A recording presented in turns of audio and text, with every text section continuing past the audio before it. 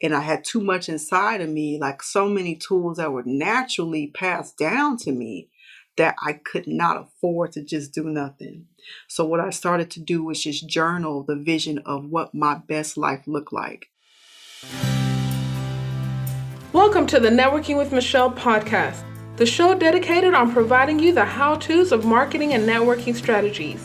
Here we believe in the Jim Rohn quote, success is nothing more than a few simple disciplines practiced every day. Hey, good people. Welcome back to the Networking with Michelle show. I'm your host, Michelle Gomez. First and foremost, I got to give special shout outs to Tish, Brian, and Danny.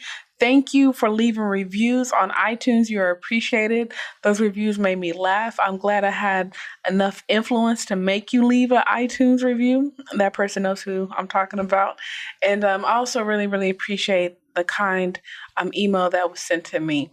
And lots of times, podcasting and just life, sometimes you don't know if you're doing things right. And then you get that message like out of nowhere. And it's that one message that just allows you to keep going another day. And it's like, okay, I know a little something. I'm doing something right. So I appreciate your encouraging words day in and day out, each and every episode. And I thank you so much for just taking the time out, because we're all busy and we're all lazy, right? We're all busy and we're all lazy. And for you to carve out that 1, 2, 3 minutes to leave me a review and send me an email, it really means a lot to me from the bottom of my heart. So I appreciate you. Hey, today's special guest, Candace Strother. I've been admiring this woman for a while now. She's the founder of QueenLyfe here in Houston, Texas, nonprofit organization all about empowering women, sisterhood. And I'll say for probably the past 9 months or so, I've been seeing her QueenLyfe everywhere. You know, it's one of those things where you run in the same circles, but you really haven't been formally introduced. And I'm proud to say she is a HBLI alumni now and just graduated class 4. So shout out to HBLI and class 4 for tuning in and supporting this.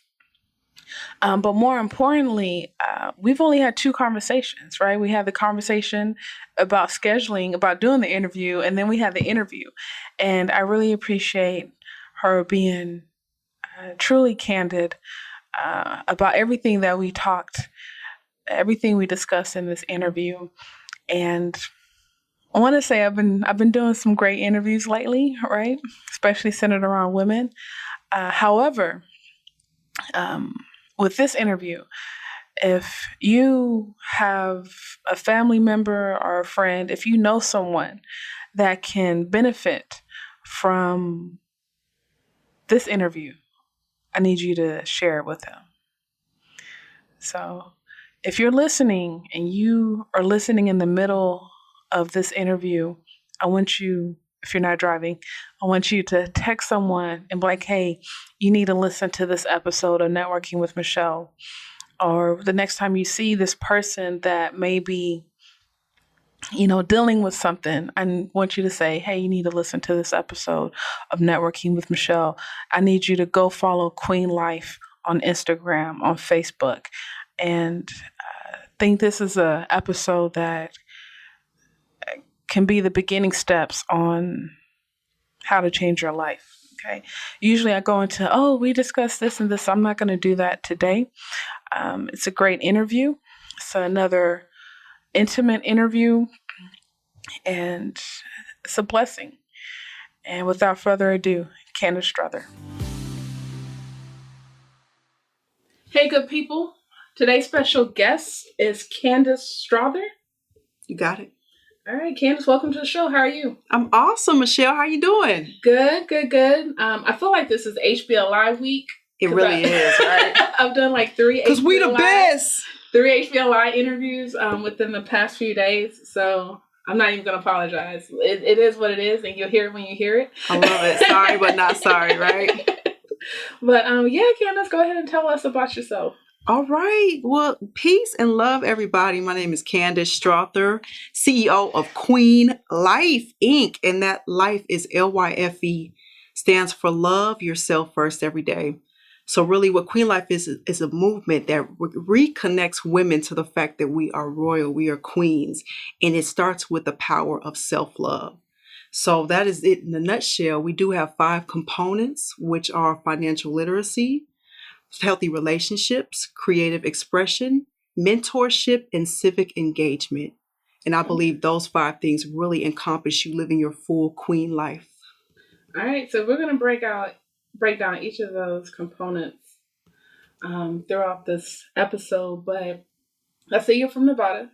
I'm actually from Denver. Denver, okay. Yeah, but I went to school at UNLV in Las Vegas. All right, you study marketing. I did. I love marketing. Do you love marketing? Man. We have that in common. I like that. So we geek out. Right. Totally geek out. Like, I'm a marketing genius. What do you mean? Okay. So how long have you been in Houston? 10 years. Oh, okay. So my 10-year anniversary was February of this year. Okay. Welcome. Thanks. Is Houston home? You know what? I'm flexible. In my life, Really? I'm learning to be fluid. And if that means moving somewhere else based on the opportunity, it's unlimited. I could still keep a place here and live somewhere else and, just travel, come back here when I need to. You're better than me. Are you? Really? Yeah, I love Houston, and I thought about moving about 7 years ago, and I couldn't do it. Really? What was it that kept you from moving? So at that time, I was about to graduate undergrad, and I was working for Chase, and the financial industry is very good in Dallas, but I hate Dallas. Enough said. Right. And then also Toronto. So I was hoping I can do a job transfer. That was probably would have been easy, but Canada's a foreign country, sort of. Yeah. And so I went to Toronto, visited all that kind of stuff, doing my homework, checking it out. Fell in love with the city in those few days, but it allowed me to have a greater appreciation for Houston. And I just feel like overall, even though prices are increasing across the board, it's still the best city for your buck. I agree. And still a lot of opportunity here. And I'm like, where else could I go? That's true. And really be able to save. No, you're right. Because when you think about it, like the housing market is so expensive in so many other cities. Like I love DC, but the housing market there is like, girl, I'm about to be having 5 roommates. Right. And we're older. Yeah. I need my space. The queen needs her home to be her royal, place. So yeah, it's a good city. And I've developed a lot of great relationships here. So how long have you established QueenLyfe? QueenLyfe was founded in 2014. Okay. I had the vision in 2013, but I really started putting it into action in 14 and really did a launch party in 2015. Gotcha. So what were you doing before then? Like, what's your Lord help? Experience? So, we talked about marketing. Right. I took under the marketing major because I was thinking, I could be great at branding and product placement. I could work for BET, MTV. Like, I just know they want me from UNLV, right? Girl, as soon as I graduated, the only job options were enterprise rent-a-car, and your girl was not trying to be outside. The management trainee. Yeah, in my nice dress pants, washing the car. Oh, no. And the only other option than that was Wells Fargo Financial. Okay. And so Wells Fargo Financial, which is no longer in existence, it was the subprime lending division of Wells Fargo. So we did like mortgage loans, car loans, upsold credit cards to refinance of your house. So I end up doing that. Okay. And stayed in finance until this year. Okay. I also have a financial background. That's awesome. But yeah. Right. And what's so funny? Like, I did not want that. I was so over it. Even from the first 6 months of working, like, I just said, I gotta have something else that is really like my passion or, my purpose. But it really taught me so much about finance and money and credit and budgeting. So I was able to save up and buy a house when I came here. Absolutely. Okay. So you were working in Las Vegas. Started in Las Vegas. So you said 10 years? Yeah, until 2007. Okay. Yeah. Okay. You quick with your math, girl. Well, finance. That's right. You're right. I can count little basic numbers, little something. Not I can count my money too. Exactly, you count your coins. No, but I will say, me working at the bank was probably one of the best career moves, unexpectedly, because I did learn about money, and I was able to start. I worked at City Financial first. I was maybe 23, 24. Wow. And I'll say this. Once I started working there, my account was never overdrawn. Exactly. After that.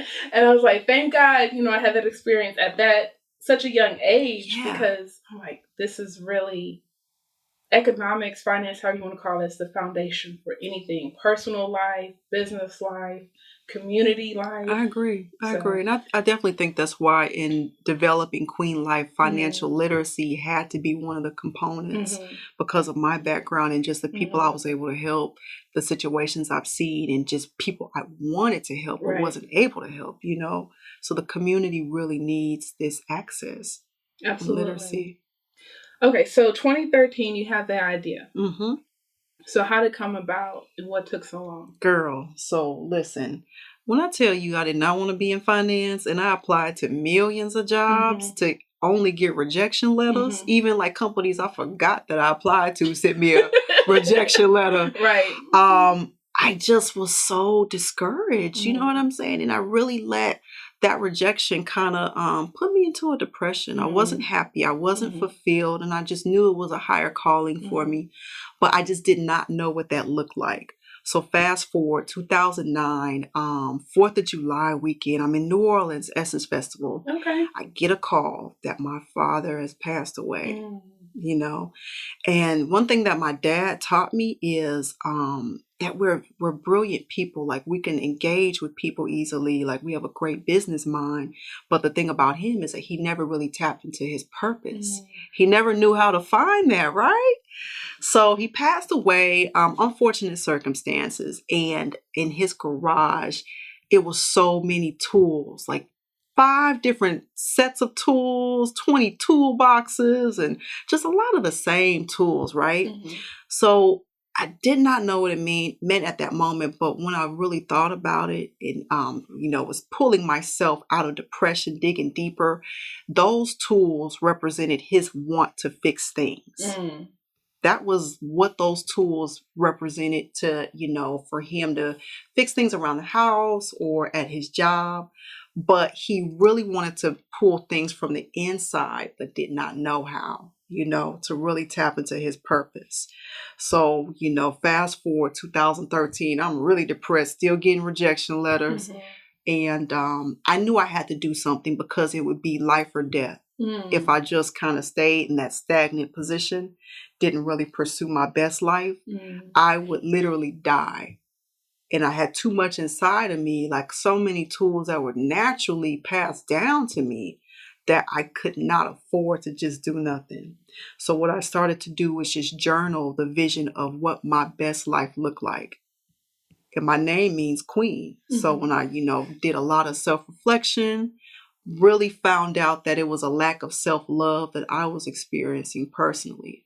So I dug deeper and I really wrote down me loving myself first, putting myself before anything materialistically, any other relationship. It allowed me to write the vision for QueenLyfe. Do you still journal? I do. Girl, you see this big old thick journal? Child, I got a big old thick journal on my desk.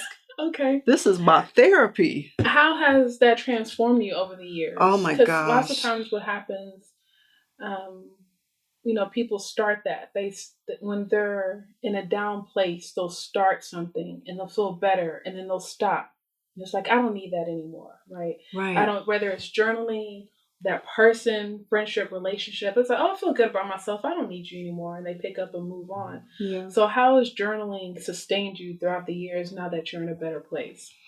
It really taught me that you have the power to write down things that you want to see happen. That gave me the motivation to keep journaling. Like I wrote down the vision for QueenLyfe. It became a business plan. Every event that I have, I journal all the steps out, the to-do list, and that begins to put everything in motion. So for me, that is my foundation, a way, of course, the meditation, prayer, journaling is a part of that spiritual love yourself first every day. So I have to maintain that, because once I've stopped, and there's been moments where I didn't journal as much. And it's just like my mind is so busy. This is a way I get the thoughts out, Right. to put them in motion. So it's like a consistent thing that I know I have to do, just like you exercise, you eat. This is a part of my regimen. Do you have is this like a morning routine or the night? I like to do it first thing in the morning because, in this spiritual journey that I'm on, as you see, I have these stones. A part of my homework has been to write at least 4 pages every morning, because I have an advisor, and she said, your mind is so busy. For you to kind of get more movement and more productivity throughout your day, just start with putting your thoughts out there, because it'll help you maneuver throughout the day better without feeling so overwhelmed in my mind. Yeah. Because, and I do want to add this: our minds are so busy that it makes us physically tired. Oh yeah. Oh yeah. I mean, research has shown like we have, what is it, like 50 to 60,000 thoughts in a day. Like something ridiculous. I believe that. Yeah. And I feel all 50 or 60,000 of those every moment. Yeah. I mean, I usually get to 10 and then I take a nap. Oh, that's good. Girl, listen, 10 is when I open my eye. Right. One eye. Well, it's too much. And then, girl, hold up now. Let me just start over. It's a lot going on. But I listened to Lewis House of School of Greatness podcast. And one thing that I've learned from him is, practicing or having a spirit of gratitude. And he stated, and one thing I've adopted is when I do journal, and maybe not so much journaling, but at least at the end of the day, I write down 3 things that I'm grateful for. Powerful. And lots of times people think, well, nothing new happened today. But who cares if it's the same thing every day: food, clothes, shelter? Because what I've learned is that I'm in such a good place right now just because I'm able. Because there was a time when I wasn't able to pay my bills or to have things. Yes. And just being grateful that I'm able to get up and able to do things is enough. And I think lots of times that we overlook that in life. I agree. And I think that gratitude just leaves room for more things to come to you and flow effortlessly. Like it's a supernatural power. And it changes your mood. It changes the flow of your day. It's just important to be grateful. Yeah. It brings perspective. It does. It brings perspective. And it reminds you of those times that were tough, Because sometimes the struggle has been real, girl, for all of us in different ways, whether it wasn't materialistically, it was mentally, physically, whatever. Like I know last night I don't know what I was doing, probably fixing up my hummus or something. And I was like, I'm being tested right now. Like financially, I'm being tested. Like I was just good. It was all good a week ago. Yeah. No. About a week ago. Right? And then I'm like, I don't understand how my funds got messed up so quickly. Yeah. But I was just like, oh, I'm being tested.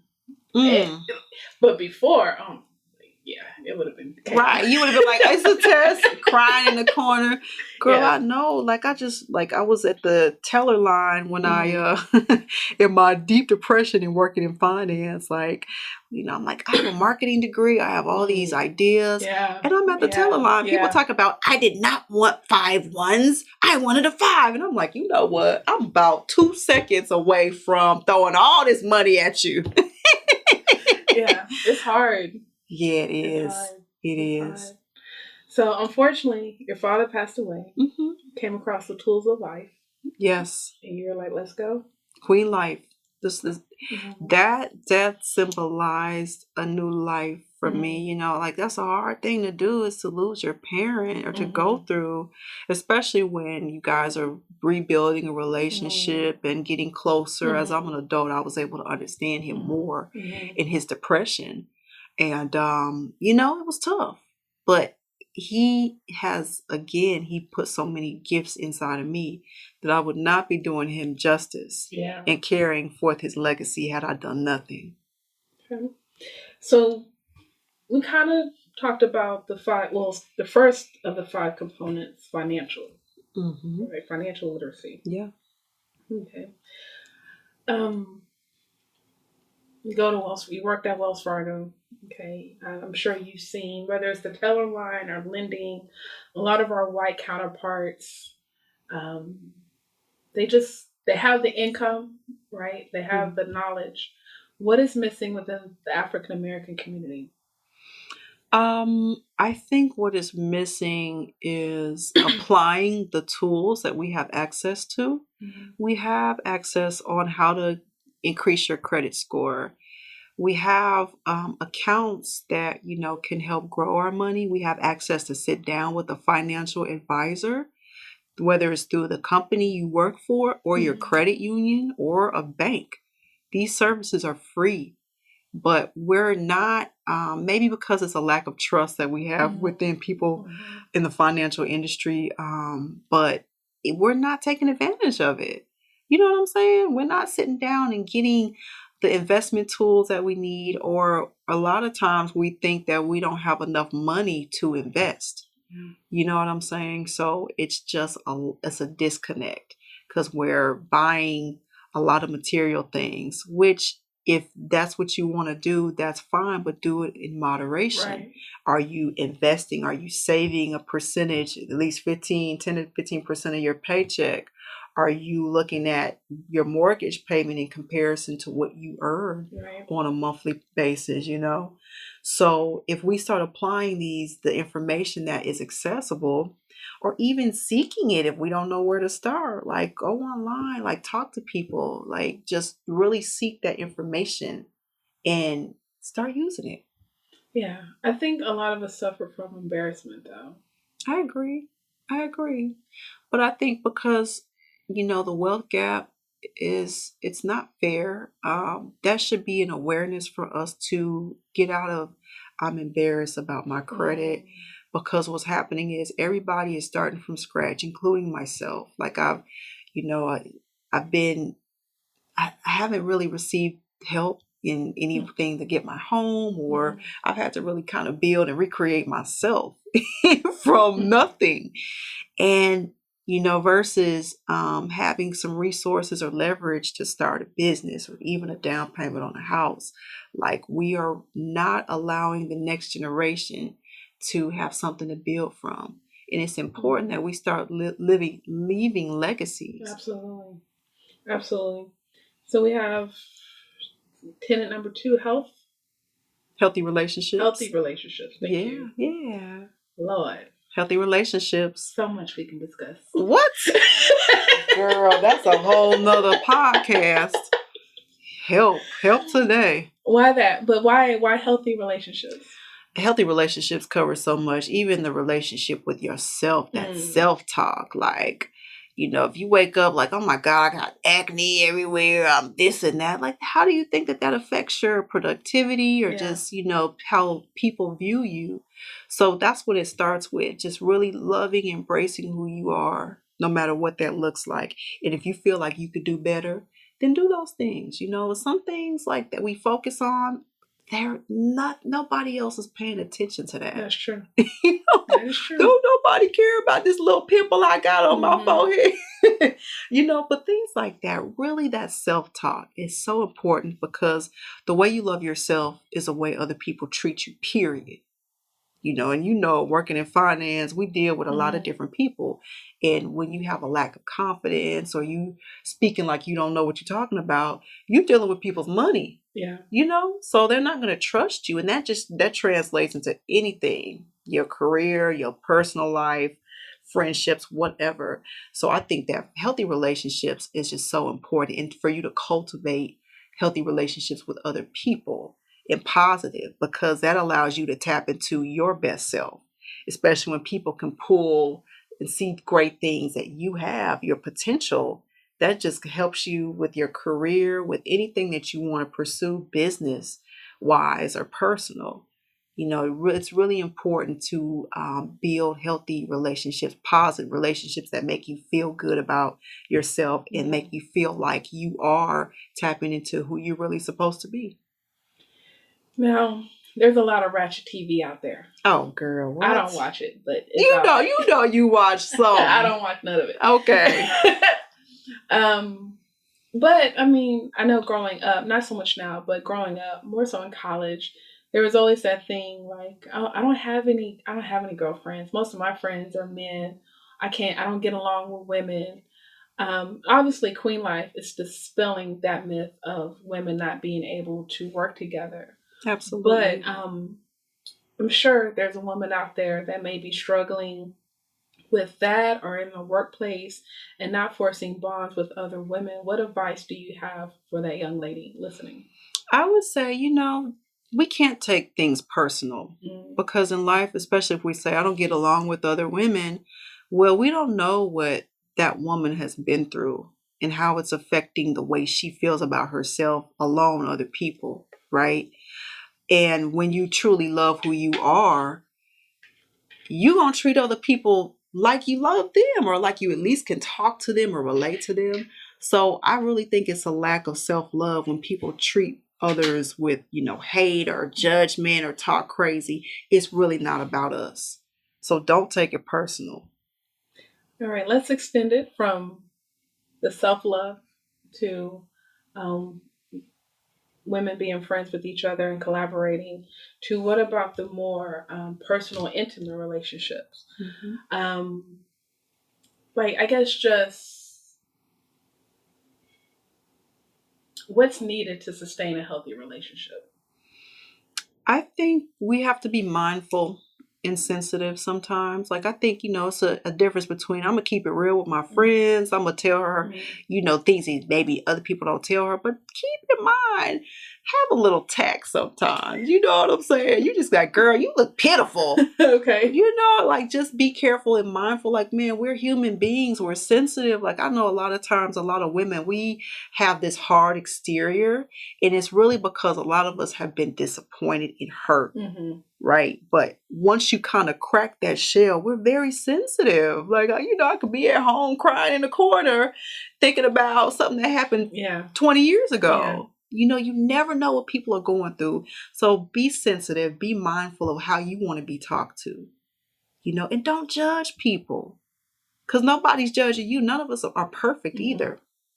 So I think once you understand that, you allow space for healthier, positive relationships. All right. So we have, and please correct me in this, I'm going through your tenets. You have creativity, Creative expression. creative expression. All right. What's that about? Really, it's just allowing you to creatively express yourself, whether it's through art, whether it's through music, dance, your writing, poetry. I feel like people need an outlet, especially if they're not really doing what they feel is passionate or their purpose. What is an outlet that you can translate into you being happier or whatever? Like QueenLyfe, that journaling was my outlet. Yeah. That was a way for me to be creative because I wasn't really being creative in finance or, being a loan officer, being a mortgage processor. Like I've done so many things within finance and that was great training for me, but it didn't allow me to tap into some other areas that completed me. I think that's so important, and I wish people talk about it more because we spend so much time talking about education, career, family, and it's a step by step process. Yeah. But we don't talk about, and it's like you got to do all of this and you got to juggle it all. You do, but no one talks about the create, like what is the outlet, whatever form that is. What is the outlet? It's okay to have a hobby. It's okay to whatever that may look like, whether it's girls night out every Friday night, right, whatever it is for you. Just like, all right, I need you to take the kids and I need a break. Look, don't come y'all back for 3 crazy. I don't want to see y'all for 5 hours. Okay, because I just wish there was more emphasis on everyone talks about balance, but when they mention balance, it's about taking care of all of your responsibilities, but not the freedom of expression, not the outlet. And we need to speak about that more. And I agree with you because, I really, with QueenLyfe, and I thank God for the vision, but because he knew what I needed. He knew that I was like going crazy and I needed to reconnect to who I was. and that's about reconnecting to self and not just compartmentalizing all these things in my life, but how can I get back to whole? And that's to me what my definition of balance is, that wholeness, enjoying myself, going on vacation, being responsible, taking care of business. It's not just work, work, work, work. How many items did I check off the to-do list today? Right. That's not balance. That's you being anal and being a perfectionist, which nobody's perfect. Yeah. Yeah. And what comes after creative expression? Mentorship.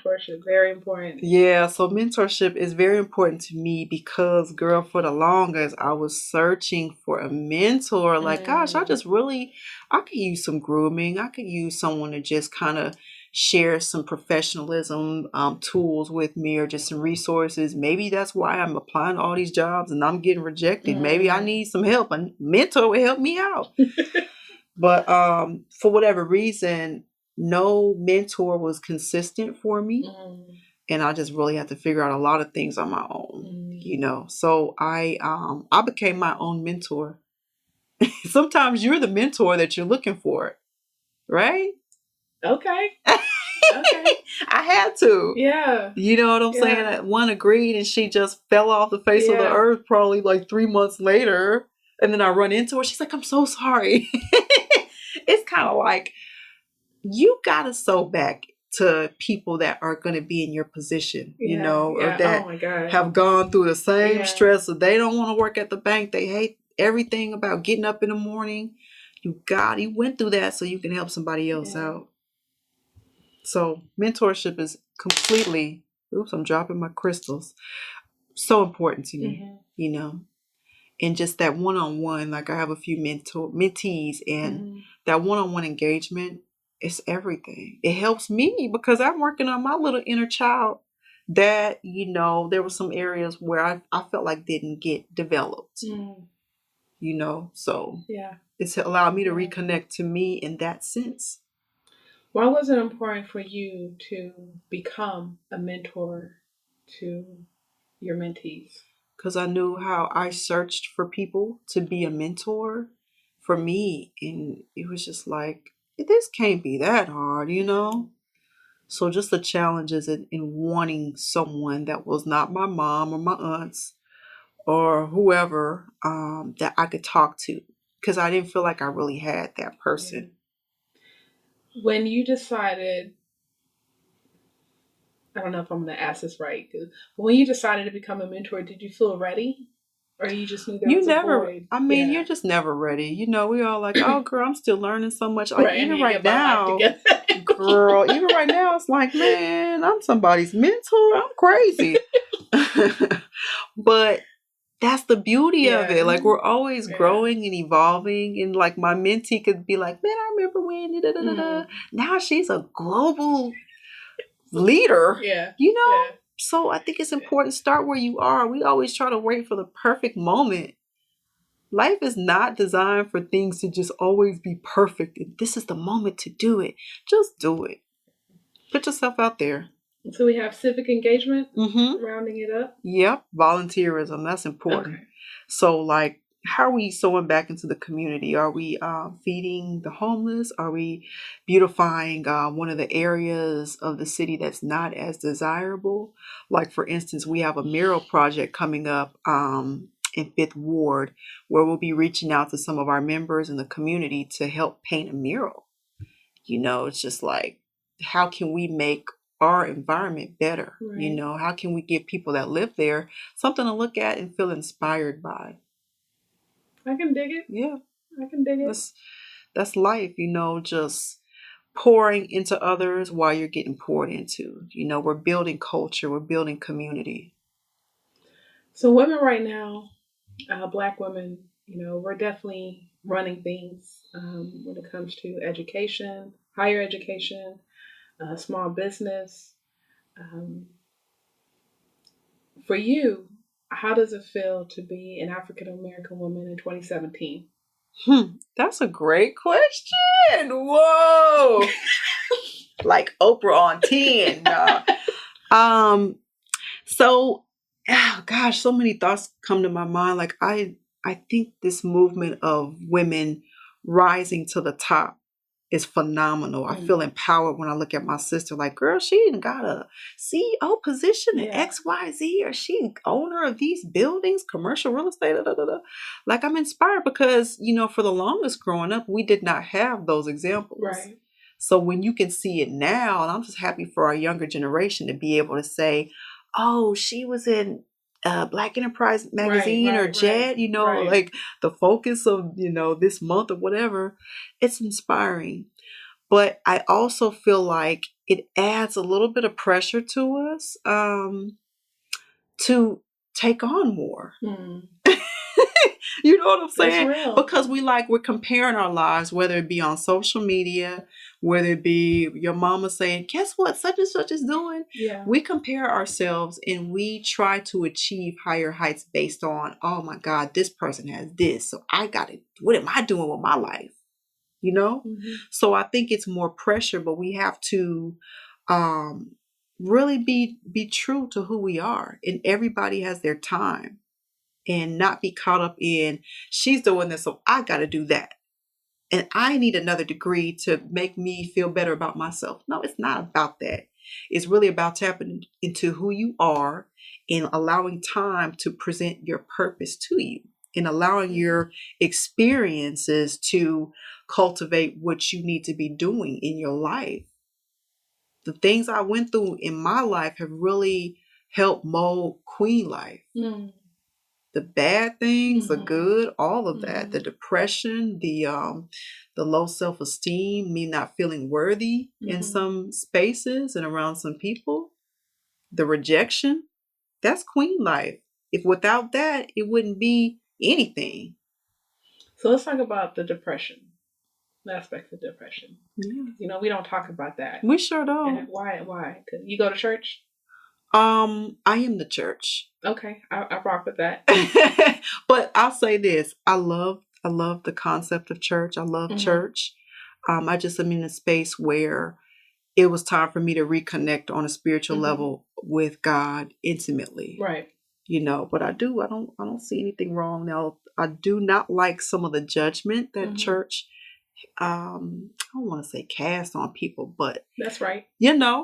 I guess it is, right? And we're talking about the Black church. Yeah, right. Because I've been to other churches and I feel like, oh, great, this was great inspiration. I don't feel like I'm going to prison. But I feel like we have to redevelop that whole model of, you want people to do better, but don't make them feel like they're going to hell. Right. Right. No, I agree. And I have a therapist, and I don't think it's crazy because I interviewed someone, but I think we talked about this after the interview. I can't remember. But she asked me, she's like, do you have a Black therapist? And I was like, no. Because at the time of my life, this was like 6-7 years ago, I was specifically not looking for a Black therapist. And then she asked me if my therapist was a Christian. And I was like, I don't know. Yeah. Because of everything you just said.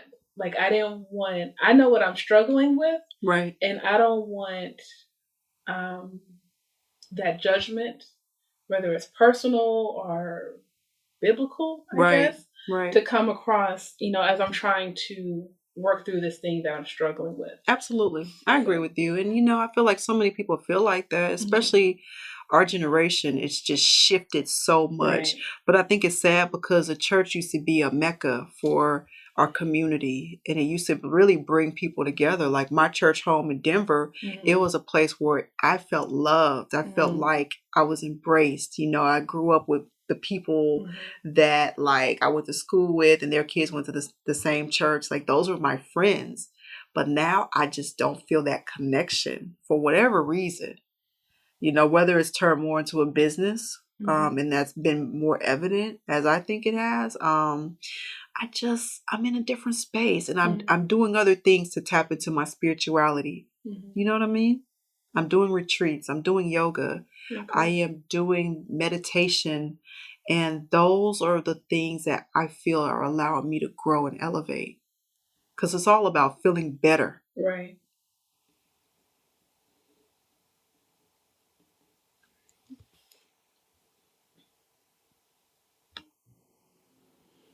All right. So you mentioned these different methods that you use to tap into your spirituality. How has that journey been? I guess when you were, I guess, uncovering or not uncovering, but recovering out of this state of depression, like at what point did you realize these, including journaling, Mhm. what point did you realize the steps that you need to take in order for you to become better or get out of that situation? I feel like it's still an ongoing journey for me. Like I'm really in the midst of mind, body, spirit for myself. Like I just came from a great trip from Mexico. Mhm. And there I had a spiritual awakening experience I was invited to. And it was beautiful just to be able to relate to people on the same spiritual journey to happiness. So I'm uncovering so many things. And I think that with anything else, you change and your methods of growing and evolving have to change too. So, I might need to go on more retreats and be around more, diverse audiences. And that's going to be a part of me growing and tapping into who I am. But Go ahead? I think when your spirit is ready for growth, opportunities are presented to you. Period. Like people that you may meet, like, oh yeah, for instance, for one of my upcoming events, I wanted someone to talk about spirituality.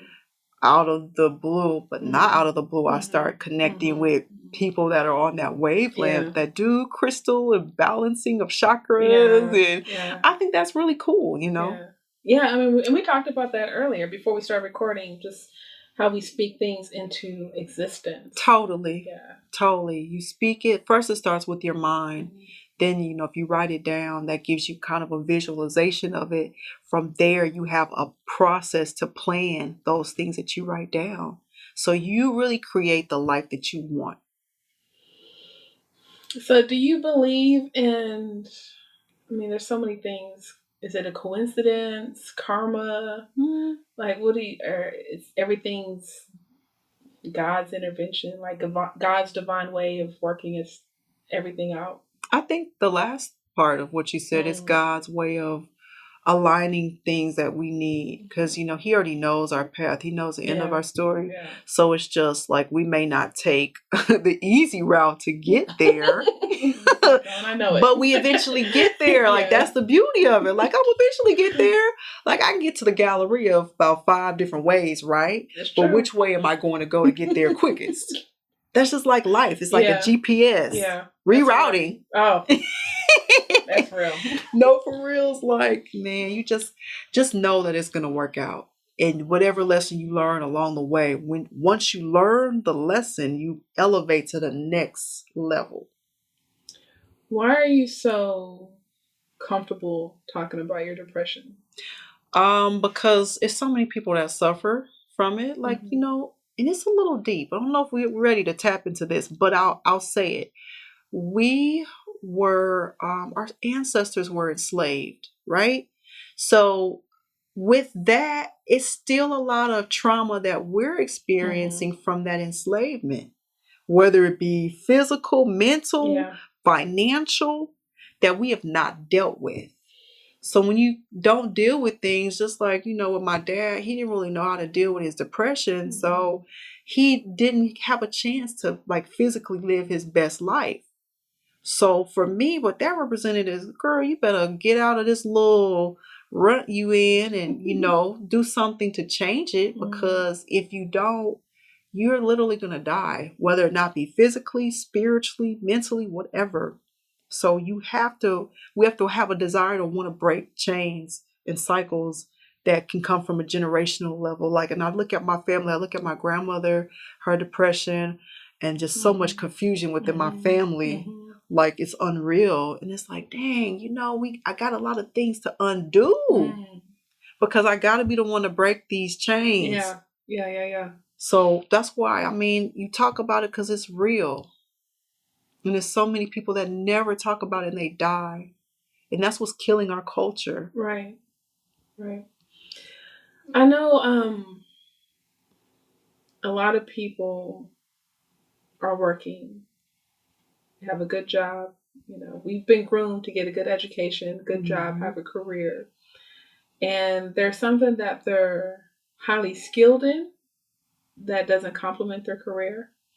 They're highly passionate in that doesn't complement their career. Therefore, they're afraid to leave their career to start this nonprofit, to start their business. What was your transition like? And how did you get past that fear? So, you pray for breakthroughs and blessings come in different ways.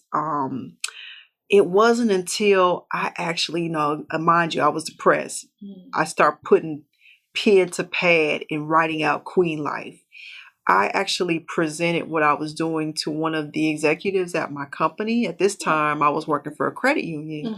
She was very impressed. She's like, wow, you did this? Like, she went to the website. I gave her a QueenLyfe shirt. She was like, okay, you did all this? Okay. But I did it because I told her, like, look, I'm not happy with my career path.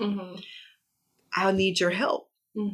So I wanted to show her some of the other areas that I was good in, like the marketing and just like being creative. So that meeting changed my whole situation. She actually allowed me to walk into a community development role within the credit union. Okay. So this role gave me the flexibility that I wanted. It increased my income. It let me kind of experience being an entrepreneur without being an entrepreneur. Yeah. And I realized that it's all about you, your time management, whatever work you put in, whatever you kill, you eat. So it molded me and it made me more confident to walk out of corporate America because I knew I couldn't do both. Like I couldn't really build QueenLyfe and give it the nurturing that it needed and still work for a company. Right. So I would say this role came and really was a blessing for me to say, well, you know what? I can quit. But it was not until I had a dream that I blessed myself with quitting. That was like, to me, the confirmation that, hey, it's time. Spread your wings, boo. Okay? Pretty wings. Pretty wings. Oh, man. So, and I had the support of my board. Shout out to QueenLyfe board. Like, they do so much and they gave me the motivation and they held my hand and said it was going to be okay. Yeah. We all in this together. Yeah. So here I am, 3 months out of corporate America. Oh, just 3 months? 3 months. Oh. February. Congrats. Thanks. Oh, you'll be all right. Right. Exactly. That's what I said, girl. I get in my little moments like, oh my God, I just don't have a direct deposit anymore. But girl, you better, know what you made of? Yeah. Get it. Oh, man. One thing I think goes underestimated is that not a nonprofit is still a business. Absolutely. What? Girl, whoever told the lie that it wasn't. So go ahead and shine some light on that. Listen, y'all, just the word nonprofit is just really a tax exemption. It doesn't mean that you have to operate and not know how to operate or have how to sustain the business. You have to figure out how much it is that's required for you to keep this business going and how can it be profitable.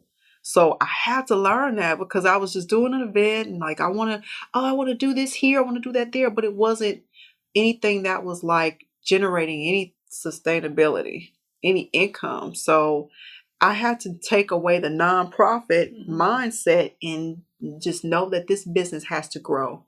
It needs board members. You can't do it by yourself. It needs people that are on board and they believe in your vision as donors, as sponsors. You need to do events to bring in income. You should have a membership to generate some funds because you want to continue to do great things, but you can't do them and not get anything back. So it's kind of like, this is a business. Yeah. How has networking helped you regarding QueenLyfe and just shaping from the board to the events? One thing I will say, the roles that I've had have exposed me to being able to network and talk to people and having to step outside of myself because I was in business development and it required me to go to events and talk to people and see ways that we can engage and support each other.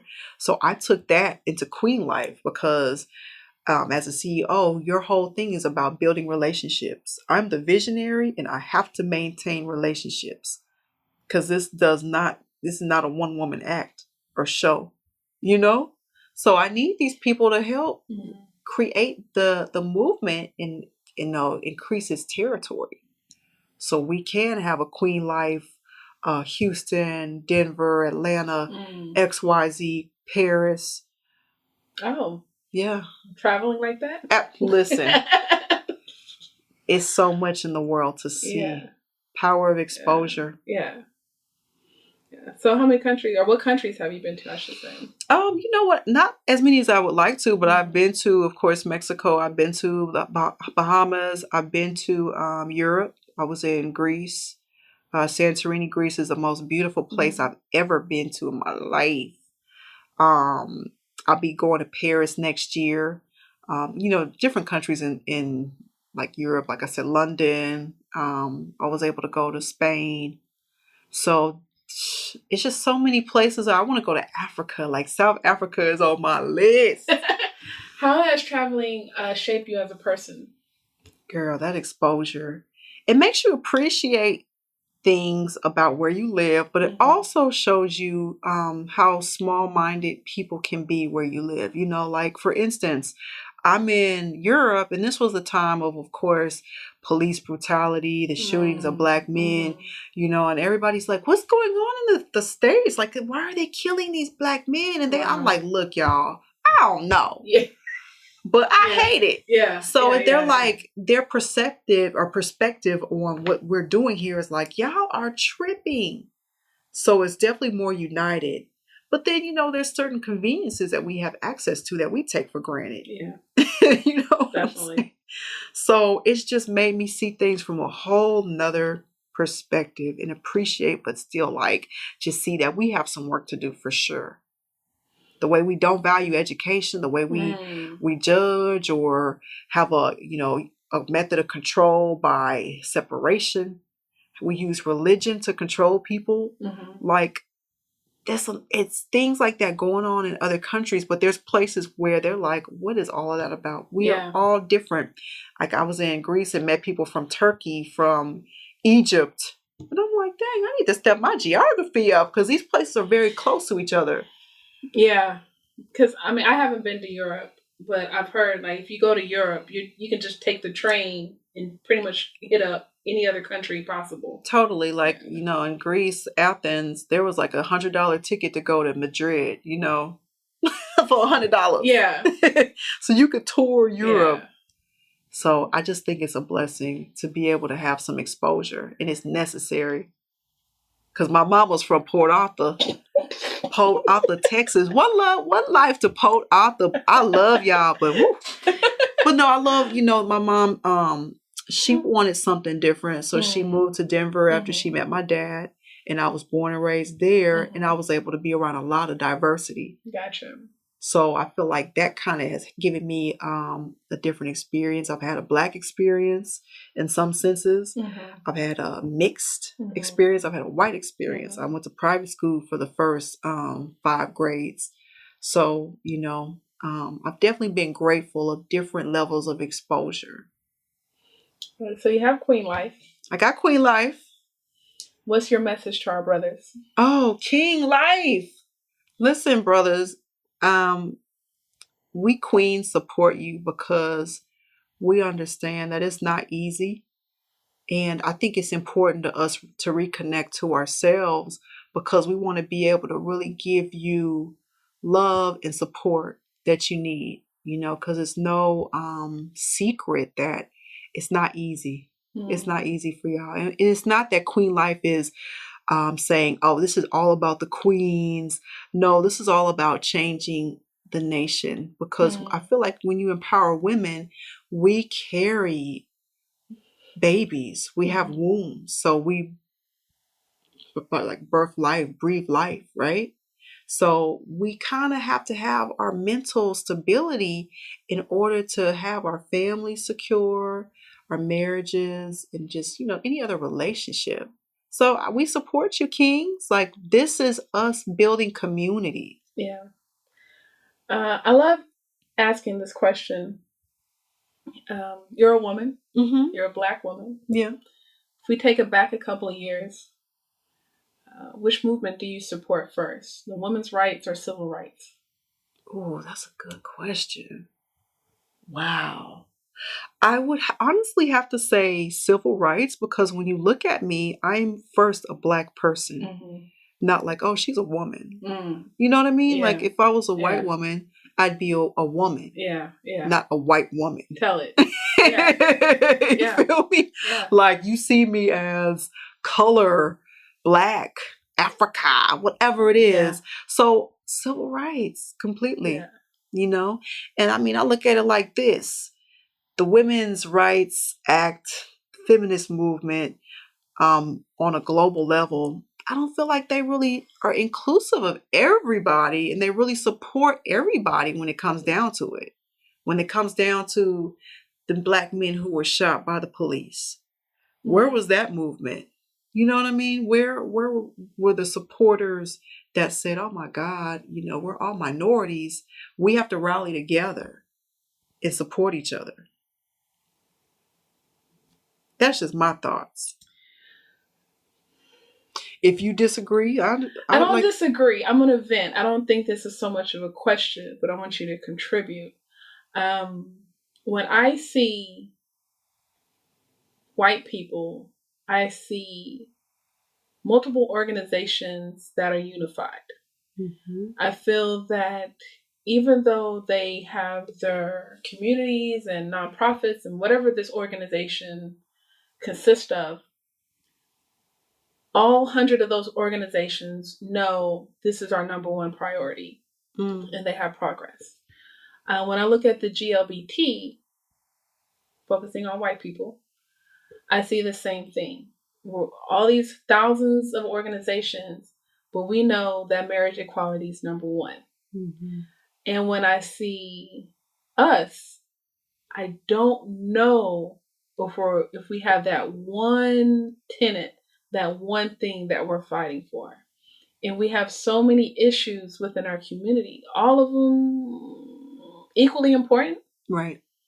But I don't know what our number one priority is in order for us to progress. Because we have the organizations, but we all have different agendas. Yeah. Wow, that's powerful. I mean, I could relate to that. I think what we have to do in our organizations is kind of figure out what is keeping us back if you feel like we're kept back. I personally feel like the wealth gap and health disparities need to be our forefront. Definitely. I mean, of course, starting with education. Yeah. So we do have 3 solid things, which I just said that we collectively have to focus on. And you're right, we don't. We're kind of like, I fight this. This is going on. Black Lives Matter. Yeah. I'm tired of not getting a better job, you know, but we do need a focal point. So how do we create that change and have more focus? Where do we start, right? That's the thing. I mean, I don't know. And I think when we had, I wasn't there, but last year, this white woman, mad love and respect for her, just met her. Unfortunately, this was last summer when our brothers were, and she sent me some recordings of Martin Luther King Jr. from the 60s. And I was just like, I was getting chills because this is still relevant. Like, this is still going on. And I did a 4-part series called Black Lives Matter, or Perspective of Black Lives, or something like that. And I'm hoping I can kind of continue with that every August, because it's really important to me, whether the shootings are going on or not. However, police brutality, however you want to call it. But I think, I don't know if or who that leader is that's going to step up. I don't think we need another MLK. Yeah. But I think our history, that's who we had then. Right. And it's easy to say that we want that. I'm not for sure if that's what we need, but I still don't know what we need. You're right. I don't know what we need either. I think that we need to be more unified in what the actual needs are. And more so, again, get to the roots of the issue. I really feel like we suffer from so much depression that I agree. Yeah. that mental health is a huge issue. So that's why I feel like we need a QueenLyfe. We need a QueenLyfe. We need these movements that are really reminding us of who we are and to first love that. Yeah. That is a big issue with us. The lack of confidence. We've been beat up. I get it. We've been enslaved, but we have to do something about that and heal. That's true. That needs to be on the first item of agenda. Yeah. Maybe that's it. Maybe that's it. The healing. I mean, I'm a capitalist. Yeah. So I'm all about the economics. Right. I do, I said this earlier, I do think the economics is the foundation, but maybe we need to put the healing to the forefront and like literally get our mind right. Yes. Before we can do anything else. I think that's what it is. Because think about those movements you talked about. They have a lot of love and support, especially LGBTQ. It's a love movement at the end of the day. I feel supported. I feel embraced. So how come it's not that we can't, but we have to start loving who we are so we can love each other. Yeah. Yeah. It's so many broken things. It's daddy issues and mama issues. This person didn't treat me right. We got to get out. We got to move past that. Because they did the best they could, right?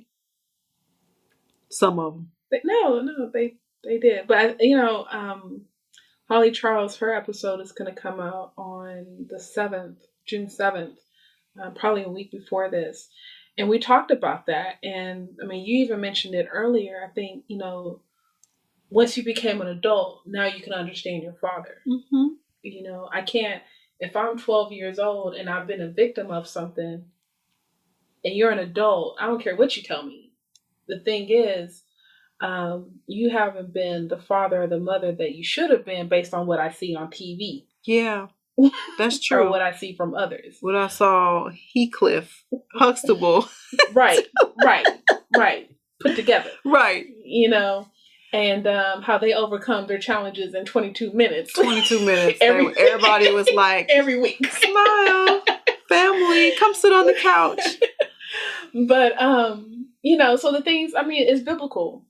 The things, I can't understand things when I'm a child, but if we fast forward 10, 12 years, I'm 22, 23, I have a little bit more life, a little bit more experience. And I'm like, okay, all right, Mom, I get it. Yeah. Okay, Dad, I get it. I'm not in it, but I can see where you're coming from. Totally. Yeah. It takes life experience to understand some things, So I get it, I get it. And that's why I do have a heart for Black men. I feel like they get the end of things, and I've seen it firsthand. My dad quit jobs because people talked to him crazy and, he got mad. That ego, though. These brothers be having some egos. He wouldn't think about like, dang, I do have a wife and a child. He was like, listen, nuck if you buck. I'm here for it. That's why I got a little gangster in me now. He definitely gave me that. Yeah. All right, let's go ahead and wrap up. That was too fun. I know. We got a few more minutes. Yeah, Project Mona Lisa. So, let me tell you about Project Mona Lisa, why it's so significant to me. It's funny. Jasmine Sullivan, I really love her. She has a song called Masterpiece, which I really love. And anyway, in the song, she's referencing that she is beautiful like Mona Lisa. Every part of me is a Mona Lisa. Every part of me is beautiful. And I finally see the masterpiece. So what that song did was inspire me to create Project Mona Lisa. And in my mind, I just wanted to tie in the history of Mona Lisa. There's been attempts of vandalism And like a lot of things, a lot of people trying to destroy it, but it never decreased in its value.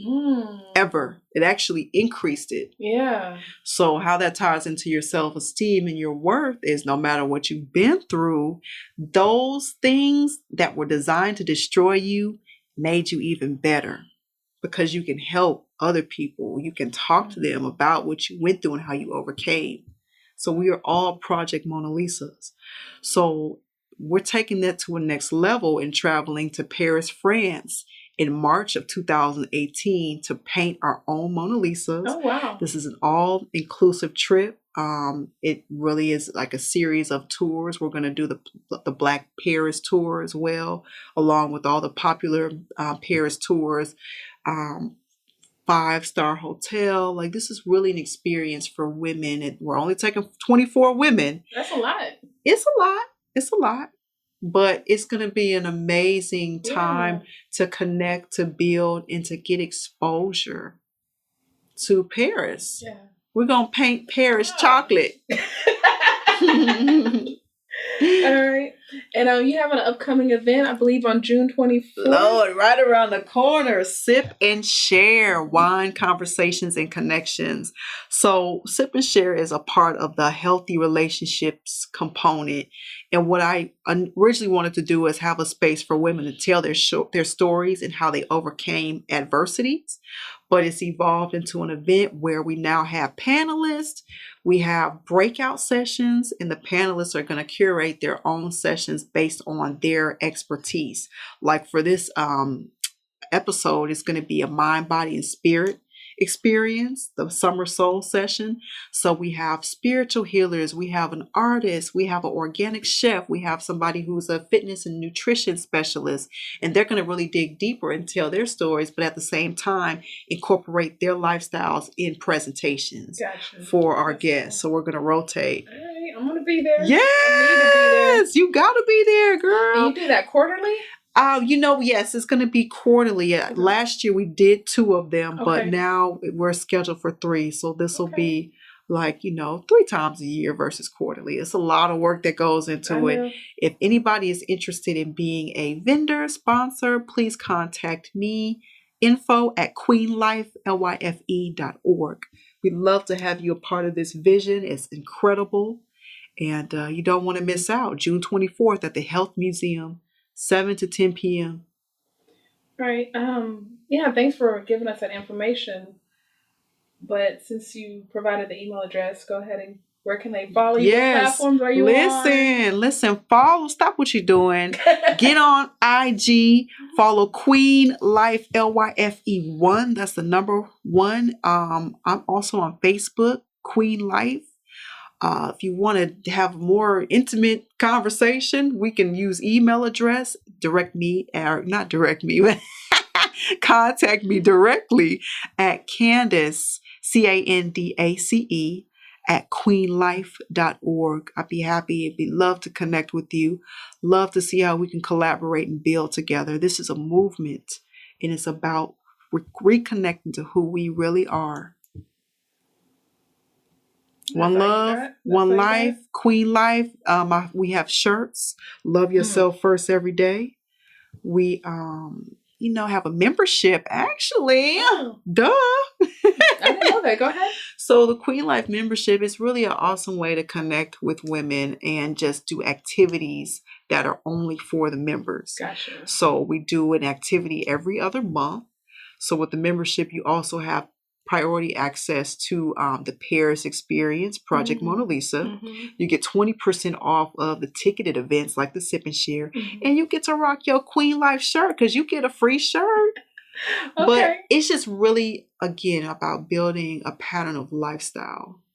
And that's how we reconnect. That's how we engage. That's how we change the world. Like last month, our members, we had an intense yoga class. It was awesome. It was a little rough, but it was a way to breathe and stretch and release, which is very important. It was Mental Health Awareness Month, so it just really went in line with that whole movement that month. And also it was Lupus Awareness Month, so our instructor is coping with lupus, but yoga has changed her life It's a good story. Man, it was powerful. Okay. So if you are interested in joining the movement, QueenLyfe Inc., and that's queenlyfe.org.